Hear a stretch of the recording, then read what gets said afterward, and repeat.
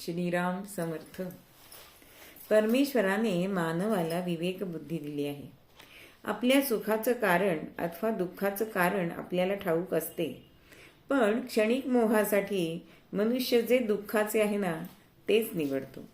म्हणून ज्या कारणे दुःख झाले तेची पुन्हा मनी धरले, तेणे गुणे प्राप्त झाले पुन्हा दुःख, असं समर्थ सांगतात. माणसाला सुख हवं असते, पण सुख देणाऱ्या गोष्टी नको असतात.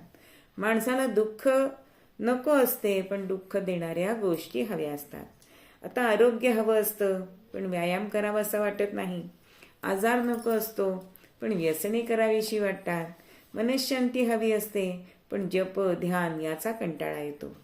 आवड आणि स्वीकृती यातील अंतर हेच दुःखाचं कारण असतं.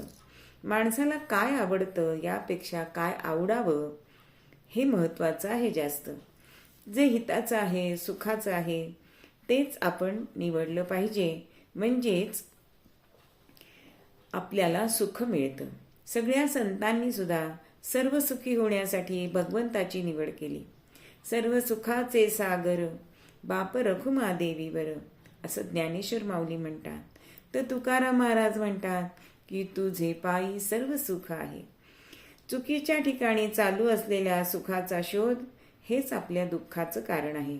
म्हणून वाईट कल्पना, वाईट विचार टाकून द्या, असा कळकळीचा सल्ला आपल्याला संत देतात. सुख देणाऱ्या गोष्टींबद्दल मनात आदर म्हणजे आत्मीयता किंवा आवड असायला हवी.